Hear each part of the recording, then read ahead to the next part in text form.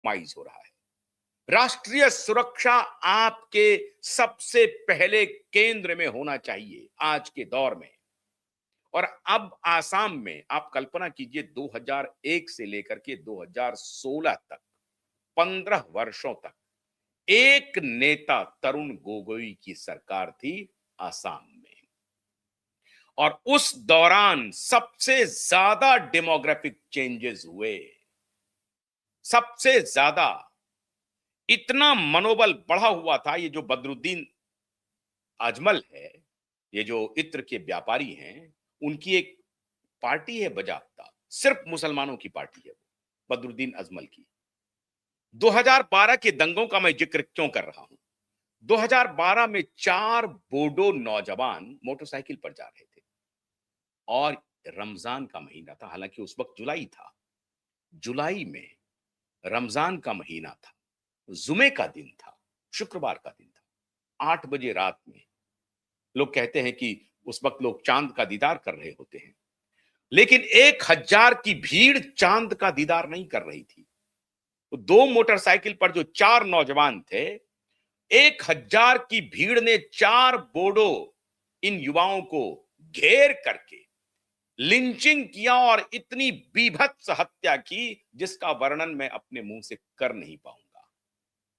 उसका नतीजा यह हुआ, सिर्फ वही नहीं, आसाम की, उसके बाद आसाम जलता रहा। 4.5 लाख लोगों का पलायन हुआ, हिंदुओं का पलायन हुआ।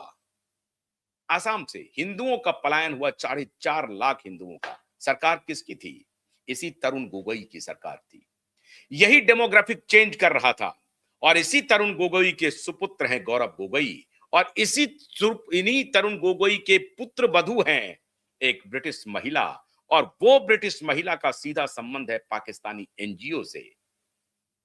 मुख्यमंत्री के घर में आईएसआई का एजेंट बैठा है, मुख्यमंत्री के घर में सीआईए का हैंडलर बैठा है, और वो पूरा डेमोग्राफी चेंज करवा रहा है।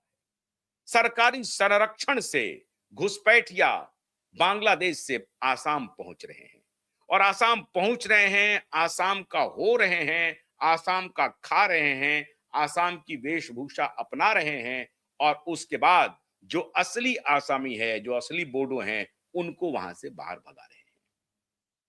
आसाम में इतनी ही आबादी थी कि आप कल्पना नहीं कर सकते थे। सरप्लस एग्रीकल्चरल लैंड था वहां की आबादी के लिए, मैक्सिमम सरप्लस एग्रीकल्चरल लैंड था।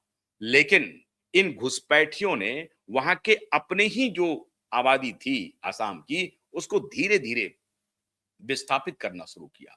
2012 के दंगे के बाद सिर्फ वो दंगे की आग आसाम में नहीं रही, आजाद मैदान में, मुंबई में तो दंगाइयों ने अमर जवान ज्योति को लात से रौंद दिया, और जो उस अमर जवान ज्योति की वीडियोग्राफी कर रहा था, उसके ओवी वैन को तहस नहस कर दिया।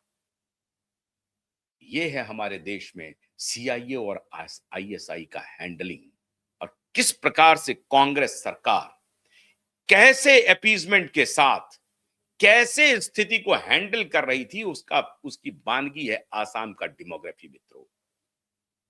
सीधा सीधा सीआईए और आईएसआई का पूरा नेटवर्क बॉर्डर एरिया में काम कर रहा है। और वो आसाम जो ऐतिहासिक रूप से अहोम गणराज्य, अहोम राजवंश गणराज्य ने अहोम राजवंश के अधीन 6 शताब्दी तक अक्षुण्ण रहा। मुगलिया सल्तनत उसे पराजित नहीं कर सका। अंग्रेज के आते ही और उसके बाद जो नए अंग्रेज आए, वो नए अंग्रेज ने आसाम को पूरी तरह से तीतर बीतर कर दिया। और अब वो कम्युनल हार्मनी की बात करता है। उन्हें नया वोट चाहिए था, वो नया वोट बैंक। कांग्रेस पार्टी जहां कहीं भी जीती है, वो नए वोट बैंक को बना करके और सामने से नैरेटिव देती है कम्युनल हार्मनी। प्रेम की दुकान, आप नफरत की दुकान खोलते हैं, ये प्रेम की दुकान खोलते हैं। प्रेम की दुकान की आड़ में भारत की टोटल डेमोग्राफी को तहस नहस करने का काम बड़ी शिद्दत से और बड़ी जिम्मेदारी से मैं कह रहा हूं।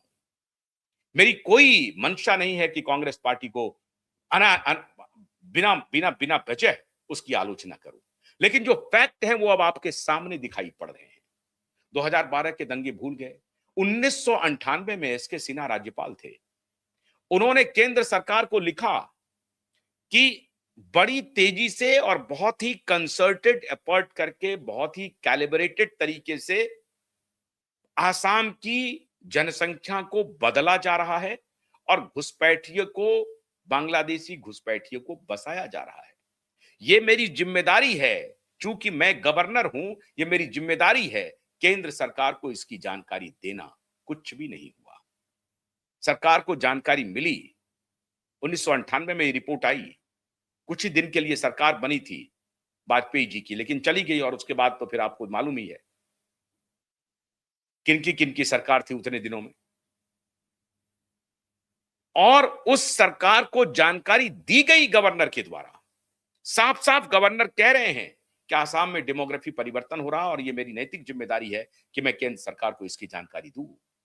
सब कुछ होता रहा, लेकिन बहुत चतुराई से आईएसआई और सीआईए के हैंडलर केंद्र तक बैठा हुआ था और जो कुछ भी वहां की जानकारी आती थी उसको रोक दिया जाता था।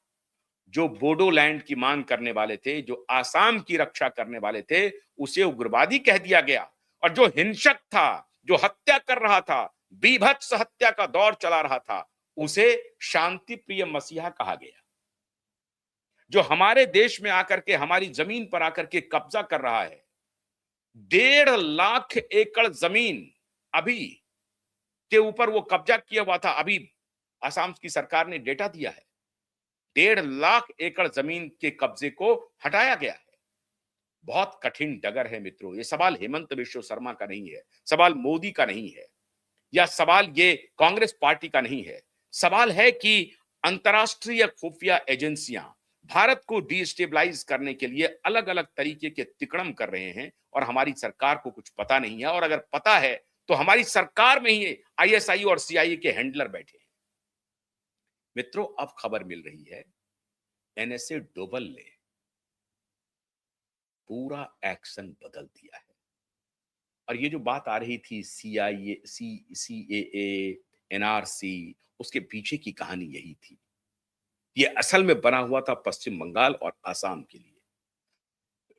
क्योंकि वहां जिस तरीके से, मैंने एक दिन पहले आपको बताया था कि बिहार के कुछ जिलों में जो कुछ चल रहा है वो भी मैंने बताया था, लेकिन अभी आसाम के बारे में तो और जी मैंने अपने सूत्रों से जब तहकीकात किया, जानकारी हासिल की, तो पता चला कि आसाम के लिए तो पूरी भारत सरकार एक्शन मोड में आ चुका है और एनएसए डोभाल ने पूरा तंत्र अपने हाथ में ले लिया है और देख रहा है एनएसए डोभाल। और यही एनएसए डोभाल हैं जो उस वक्त बड़ी भूमिका अदा किया था। इन्होंने पूरे नॉर्थ ईस्ट में शांति बहाली में एनएसए डोभाल की बहुत बड़ी भूमिका थी, बहुत बड़ी भूमिका थी।